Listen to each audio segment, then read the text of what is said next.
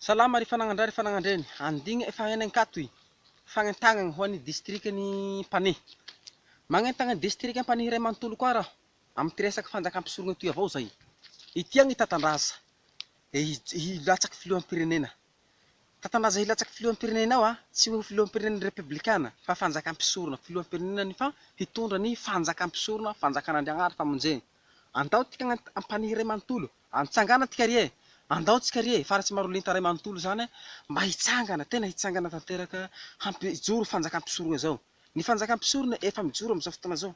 Efa tonga soa eto ambony tany amin'ny Madagasikara fa miandry atika fanagnan-dray foana zany hampandroso azy. Lalam-panorenana efa complet, code pénal efa complet, article rehetra efa complet, fandaminana rehetra efa complet. Ny fitaovagna jiabijiaby ke izay hamonjena hagnamboarana lalagna, hagnamboarana izay hamatsiana fanagnan-dray efa complet. Ka mangataka antsika rie atika district Pané, ndao lahy tika mitsangana atika fa aza le mitaredretsy ho io fa hagnavotagna antika ty fanjakam-pisorona etoy. Andao tsika hanampy Tatandraza, andao tsika hifidy Tatandraza, andao tsika rie mitsangana tika agnaby, andao tsika ry aza mitaredretsy iha, aza mitaredretsy, aza mbola raha misy olo mandavazy hoe Tatandraza zany ohatra zao aza miheno an'izany, aza miheno an'izany fa zany feon'olon-daty mpagnaraty zany. Aza miheno koa iareo baka Antananarivo satria iareo baka Antananarivo no magnenjiky Tatandraza mafy.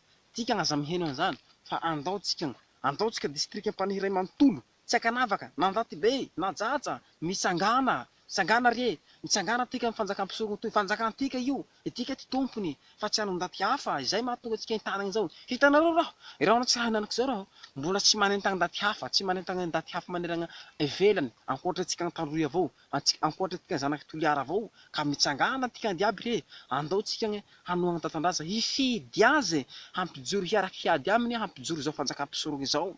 Ary mitsangana koa tika agnaby na maire io na chef district io na gendarme na police io mitsangana tika rie. Ndao tsika mitsangana, ndao tsika ianao ny raha vao ataontsika hoe mpiasa-panjakana ihany ianao tao am'le toragna anisanao, tonga ato fanjakam-pisorona koa iriha mbola mpiasa-panjakana avao koa ka mitsangana tika ajiaby zany. Ndao tsika hifidy tsika marika Tatandraza ho filohan'ny Madagasikara hitondra zao fanjakam-pisorona zao, ary ndao tsika hiara-hampijoro ny fanjakam-pisorona zay afa hamboarina resaka rano problemtsika, resaka sakafo, resaka lalagna problème jiaby ke olagna jiaby zany ho voavaha ny fanjakam-pisorona.